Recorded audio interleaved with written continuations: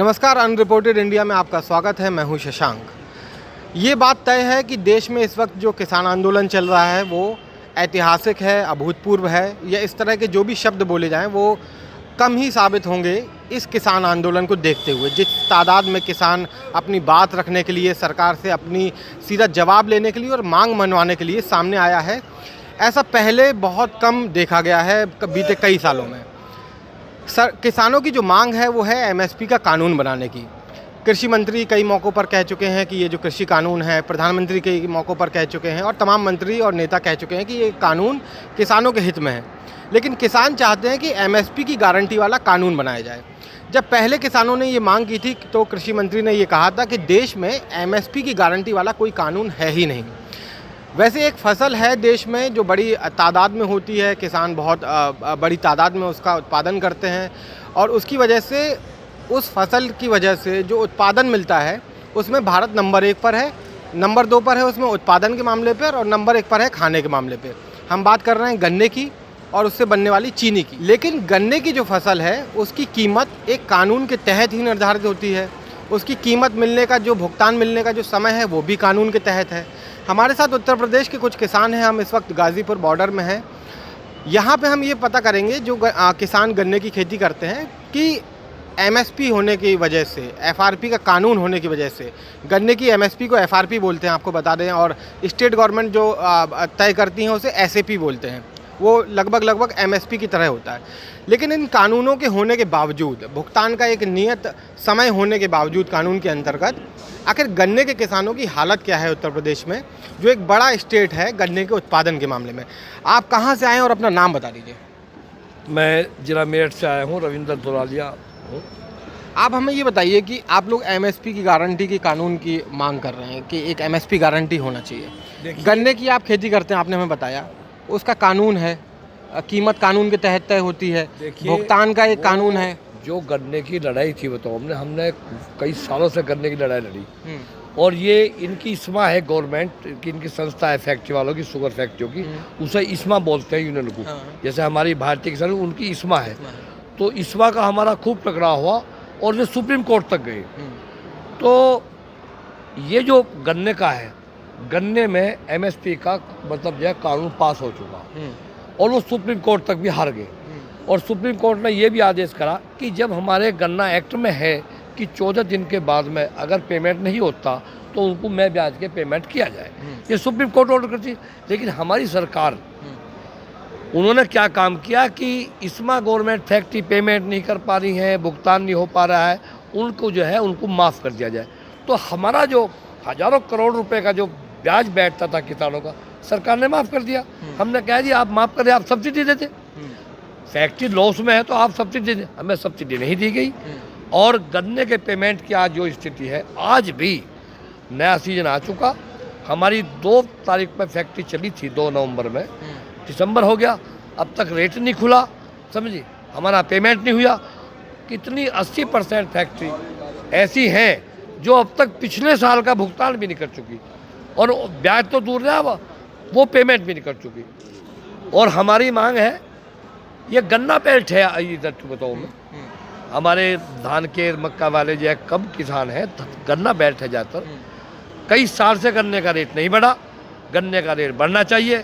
और अगर गन्ने का जो मांग हमारी चल रही है, ये गन्ना बेल्ट है, पूरी सारी बेल्ट बताओ मैं दिल्ली के चारों तरफ की, गन्ने का रेट अगर नहीं बढ़ा हम यहाँ से नहीं जाएंगे।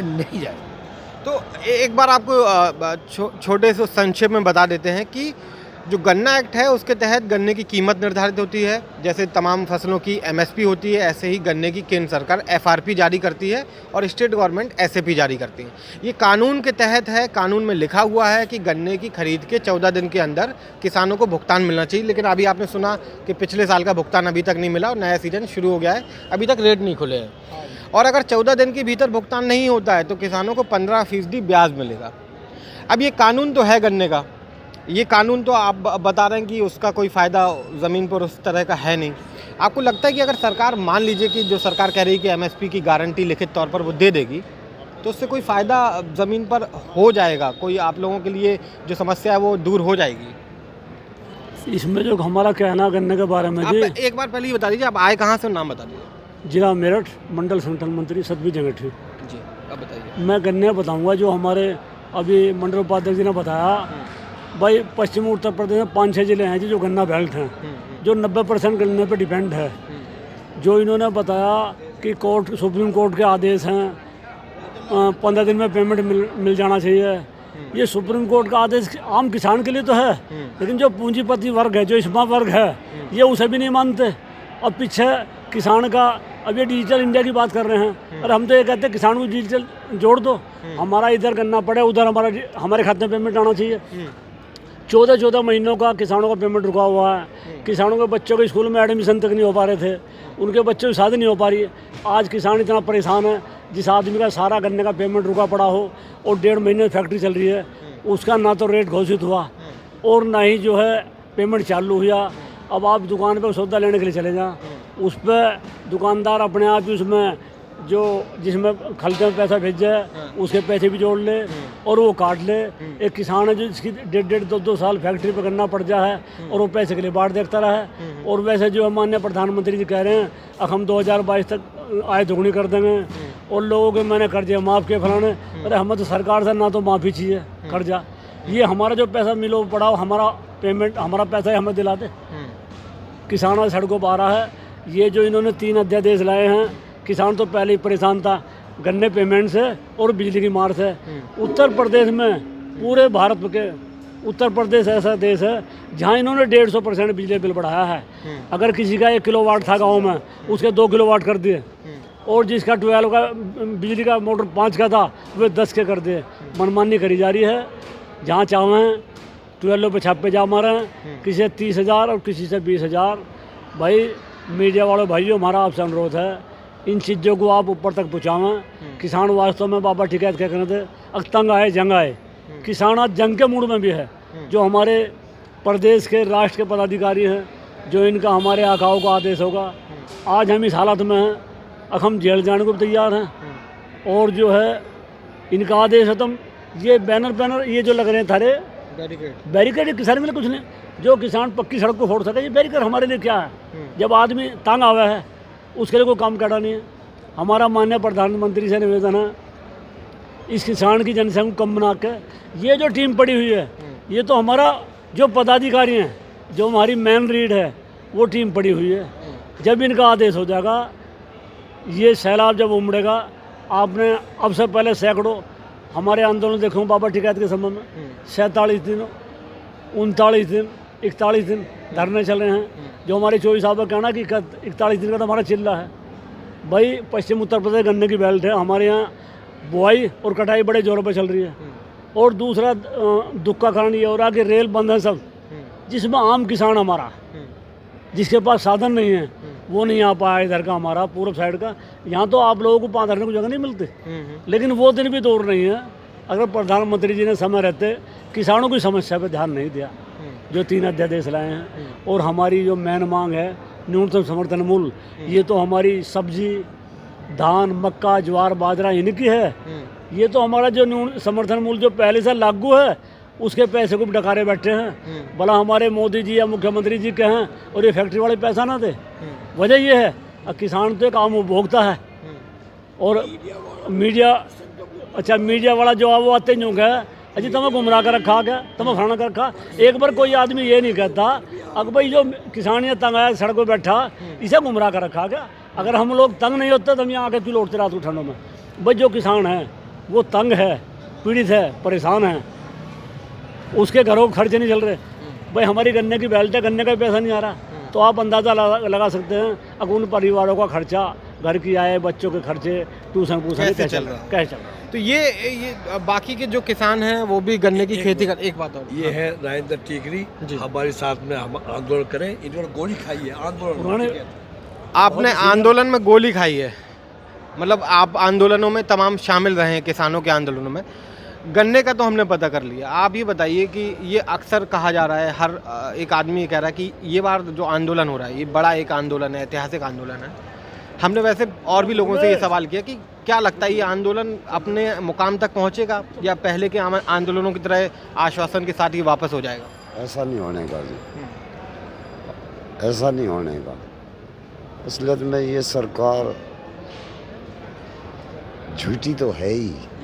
पहले तो मैं 1 मिनट आपकी बात से हट कर कहूँ, है कुछ ऐसी बात। ये कोर्ट है, कोर्ट भी सरमाएदारों के हाथों में खेल रहा। जब हम हमारा 14 दिन का पेमेंट नहीं दिवाता तो कोर्ट भी सरकार के हाथों में खेल रहा। यहाँ का प्रधानमंत्री नहीं, वो तो एक जादूगर और बाजीगर है। समझते होंगे इस भाषा को, तो जादूगर और बाजीगर है। और बल्कि अंग्रेजों से भी खतरनाक नीति है उस व्यक्ति की। वो हमारे तो बीच से है, झूठ बोल के वो प्रधानमंत्री हो गया, सत्ता में आ गया। वो इतना जादूगर है कि उसने घर घर में हर बिरादरी में जाति पे धर्म पे लड़ा दिया। आज या किसान इकट्ठा हो गया और यूं ही नहीं हुआ कि चला जाएगा। अगर हमें मरते दम तक भी यहाँ रहना पड़ेगा तो हम उसके लिए तैयार हैं। किसी भी कीमत पे पीछे हटने वाले नहीं हैं, पीछे हटने वाले नहीं। अभी कहाँ है, अभी ये बॉर्डर पे रोक रहे, बॉर्डर पे रोक रहे। ये मैं आपके माध्यम से कहूँ कि ये इम्तिहान ना ले किसान का। ये शांति प्रिय हैं। अगर इन्होंने क्रांति का बिगुल बजा दिया तो ये कहीं नहीं पावेंगे। किसान का पायलट भी किसान का बेटा है, इन्हें भागने की जगह नहीं पावेगी विदेश में। ये भूल रहे इस बात को। ये जो लोग लगे हुए हैं जिसे फोर्स कहें, ये तो हमारा भी एक अंग है। किसान के 4 बेटे हैं। जो शक्तिशाली है वो सीमाओं की रक्षा कर रहा है। जो कुछ फुर्तीला है वो आंतरिक सुरक्षा में पुलिस के हिसाब में कर रहा है। जो एक मजबूत है, ताकतवर है, वो खेती कर रहा है। जो हमारा जो है बेचारा कुछ कमज़ोर है वो मजदूरी कर रहा है। ये तो चारों ही तो किसान के बेटे हैं। ये चंद सरमाएदार लोग हमें आपस में भिड़ाने का काम कर रहे हैं हमेशा। ये हमारी भोली भाली जनता यहाँ की बाकी अब किसान समझ चुका है, ऐसी बात नहीं। किसान समझ चुका है। आपने देखा होगा कि ये जब नो कहते हैं कि भारत बंद बेअसर, तो आप मान लो कि भारत बंद असरदार रहा। इनकी उल्टी मान लो। कन्याकुमारी से लेके और आपके कश्मीर तक कहाँ आंदोलन नहीं हो। किसान सब जो है हमारी तरफ है।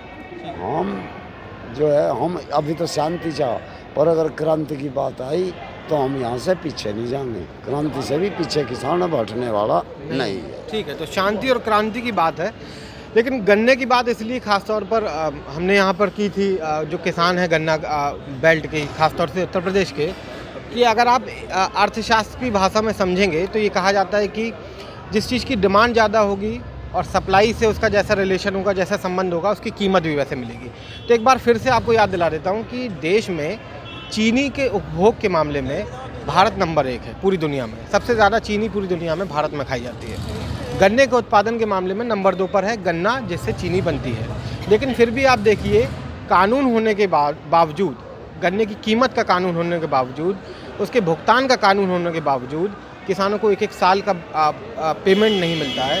किसान अपना गन्ना दे के आए हैं, उसका पेमेंट उन्हें कब मिलेगा ये नहीं पता। और ये गन्ने की खेती एक तरह से आप देखिए कि कॉन्ट्रैक्ट फार्मिंग का भी एक नायाब नमूना है, क्योंकि कॉन्ट्रैक्ट फार्मिंग के तहत ही खेती होती है गन्ने की, ठीक है ना। तो ये एक कॉन्ट्रैक्ट फार्मिंग और एमएसपी कानून और पूरा सिस्टम, ये जिस तरह से गन्ना किसानों के साथ ये खेल कई सालों से होता रहा है। आप संसद में सरकार के अगर जवाबों पर आप ध्यान दें तो कभी 20,000 करोड़ रुपए किसानों का बकाया होता है गन्ना किसानों का, कभी 12,000 करोड़, कभी 25,000 करोड़, हज़ारों करोड़ों रुपए का बकाया। और उस पर भी तब जब चीनी के उपभोग के मामले में हिंदुस्तान नंबर 1 पर है पूरी दुनिया में। फिर ऐसी कौन सा सिस्टम फेल्योर है कि किसानों को उनके गन्ने का, उनके उत्पादन का भुगतान 1-1 साल तक नहीं मिलता। तो ये तमाम बातें हैं जो, और यही सब चीज़ें हैं जिसकी वजह से किसान ये बात समझ रहे हैं कि सरकार का जो प्रस्ताव है, कई लोग कह रहे हैं कि प्रस्ताव के बाद किसानों को अब बातचीत का रास्ता अपनाना चाहिए, रास्तों से हट जाना चाहिए। उन्हें ये समझने की ज़रूरत है कि जो पूरा सिस्टम है, जो पूरा कीमत से लेकर किसानों का जब खेत से कोई उत्पादन बाज़ार में जाता है और जब वो बाज़ार से कोई सामान खरीदते हैं उसके बीच में जो पूरी रस्साकसी है वो पूरा एक सिस्टम है, वो एक एमएसपी के कानून या कोई कॉन्ट्रैक्ट फार्मिंग के कानून से हल होने वाला नहीं है, उसको पूरे सिस्टम से ही हल किया जा सकता है। क्योंकि कानून होने के बावजूद गन्ना किसानों की बातें आपने सुनी और अमूमन यही बात आप यूपी के जो गन्ना बेल्ट है वहाँ कहीं भी निकल जाइए, हर एक किसान आपको यही कहानी सुनाएगा कि कई महीने का बकाया नहीं मिला, कई साल का बकाया नहीं मिला, बच्चों की फ़ीस नहीं दे पा रहे हैं, घर का खर्चा नहीं चला पा रहे हैं। तो ये अनरिपोर्टेड इंडिया के माध्यम से हमने आपको गन्ने की इसलिए कहानी सुनाई थी क्योंकि वो एक ऐसी फसल है जिसको कानून के तहत कीमत भी निर्धारित होती है, जिसे एफआरपी बोलते हैं या स्टेट में एसएपी बोलते हैं, और कानून के तहत ही उसका भुगतान मिलने के दिन भी निर्धारित हैं जो कि 14 दिन है। अगर 14 दिन में नहीं होता है तो 15% ब्याज किसानों को मिलना चाहिए। तो ब्याज तो छोड़ दीजिए, भुगतान किसानों का जो मूल जिसे कहते हैं मूल भी नहीं मिल रहा, वही नहीं मिल रहा है। 14 महीने हो गए। और ये सब कानून होने के बाद की बात है। और एमएसपी का कानून जो सब किसान मांग कर रहे हैं उसमें आप समझ सकते हैं कि किसान इतने तगड़े जोर पर, इतने मुखर तौर पर अपनी मांग सरकार के सामने इस बार क्यों रख रहे हैं, और वो ये समझ रहे हैं कि यही वो मौका है जब सरकार को ये बताया जा सकता है कि उनकी जो मांग है वो उन्हें माननी ही पड़ेगी। तो गाज़ीपुर बॉर्डर में थे आप, हम आपसे बात करा रहे थे तमाम किसानों की और गन्ना किसानों की खास तौर से, और तमाम आंदोलन देखे हुए बुजुर्ग हैं जिन्होंने बताया कि इस बार जो आंदोलन है वो किसी भी हद में पीछे नहीं हटने वाला है, अपनी मांगों को मनवा कर ही रहेगा। शशांक पाठक, अनरिपोर्टेड इंडिया के लिए।